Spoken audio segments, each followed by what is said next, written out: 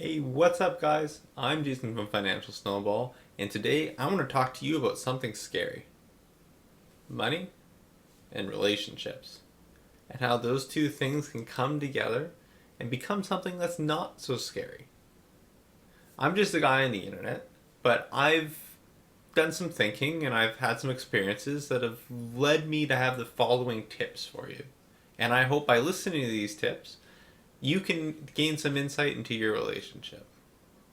So without further ado, let's jump into it. Stop competing against each other and start collaborating with each other. Let me give you an example.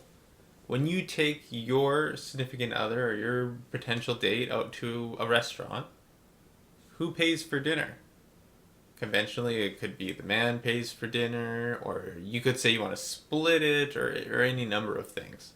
But a lot of the time, what happens is someone will pay for that dinner outright, and the next person will get the next one.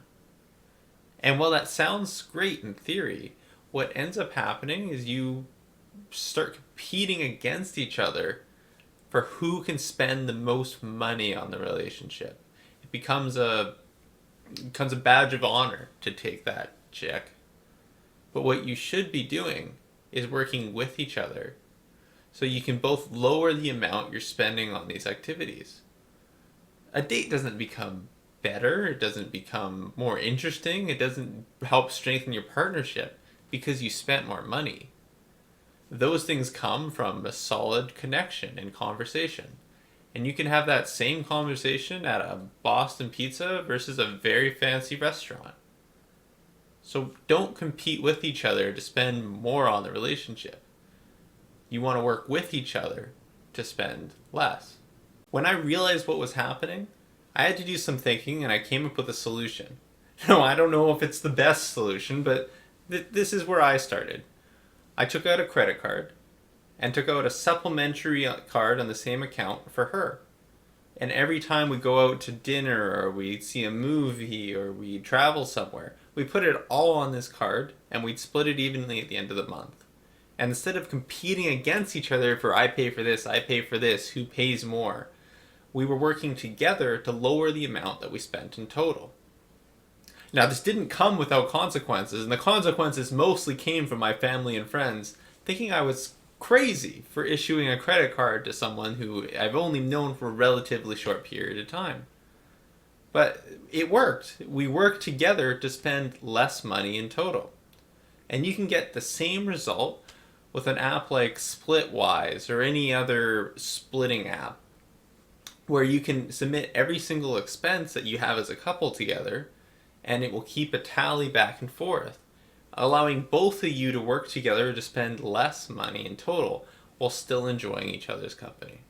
Tip number 2 is you need to avoid things like jealousy and envy later in a relationship. Let me give you an example. If you are someone who made $80,000 and your significant other made $40,000, and you could buy all these things and do all these things, and the other person could not, and let's assume that you're being fair and splitting things somewhat equally, you may get some jealousy or some envy from the other person. So what you can do is, instead of living your lifestyle based on your income, you live your lifestyle based on their income and save the difference. So if you're both making the same amount, then there's none of those feelings. And the benefit is you get to save a significant amount of your money, which is incredible, and it's an opportunity. Let's face it, just because someone makes more money than someone else doesn't mean they're working harder, or they're more talented, or they're smarter even. Sometimes an industry just pays better than another industry. And because you made more money than somebody else doesn't mean you're more valuable, but it can appear that way. So it is important to live within your means and live within the person you're sharing a life with means. Tip number 3 is to share money values. Are you saving up your money to go party every Friday night and drink while your partner is scraping pennies and trying to get ahead in their savings? Most relationships fail because of money problems. A lot of them do. And that's because they don't share the same money values. Is going on a vacation once a year important to you? It should also be important to your partner. Think about the things that you really value in life and have a conversation about what you can work towards together. And it has to be together. Because if they're partying every night and spending their money as soon as they get it, and your savings, your relationship is going to have friction. And that's something you need to deal with. To do this, you need to make a money vision. Visions rally people around an idea so they can work towards something together. Visualize it. Plan something and put it up on the wall. We're going to go to a vacation to Mexico this year.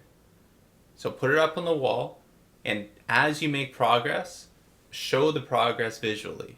Have a goal that's visual and in front of you. If your goal is to buy a house up on the wall. How close are you getting as a couple? Visualize it.